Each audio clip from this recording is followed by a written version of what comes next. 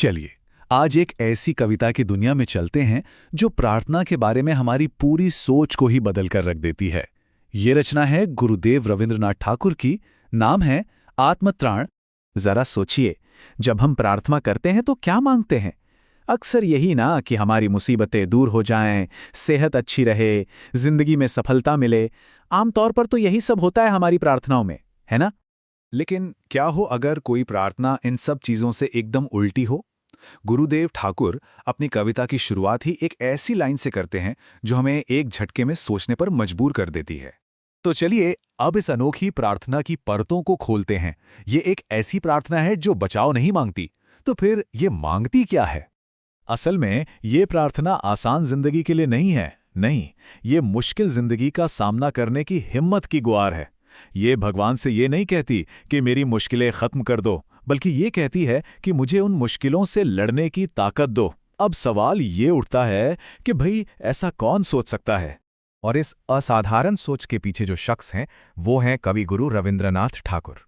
1861 में बंगाल में जन्मे रविंद्रनाथ ठाकुर सिर्फ एक कवि नहीं थे। अरे वो तो एक चलती फिरती इंस्टीट्यूशन थे, एक जीनियस। और ये कोई छोटी बात नहीं है कि वो पहले भारतीय थे जिन्हें साहित्य के लिए नोबेल पुरस्कार मिला। ये सम्मान उन्हें उनकी शानदार रचना गीतांजलि के लिए दिया गया था। जरा उनकी रचनात्मकता का अंदाजा लगाइए। 1000 से ज्यादा कविताएं और 2000 से भी ज्यादा गीत। इन्हीं गीतों से तो संगीत की एक पूरी की पूरी विधा ने जन्म लिया, जिसे हम रवींद्र संगीत के नाम से जानते हैं। पर बात यहीं खत्म नहीं होती। साहित्य और संगीत के अलावा उन्होंने शांति निकेतन जैसा एक अनोखा एजुकेशनल इंस्टीट्यूशन भी बनाया, जो आज तक एक मिसाल है। तो अब जब हम ये समझ चुके हैं कि ये सोच किस जमीन से आई है, तो चलिए अब सीधा उतरते हैं आत्मत्राण के गहरे संदेश के समंदर में। देखिए, इस कविता का शीर्षक ही सब कुछ कह देता है। आत्मत्राण।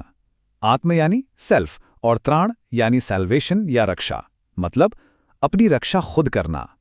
ये किसी बाहरी बचाव के बारे में नहीं, बल्कि अपनी भीतरी शक्ति को जगाने के बारे में है।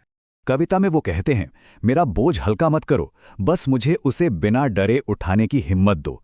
ये बिल्कुल वैसा ही है जैसे कोई तैराक पानी में उतरकर ही तैरना सीखता है, या कोई पहलवान अखाड़े में लड़कर ही मजबूत बनता है।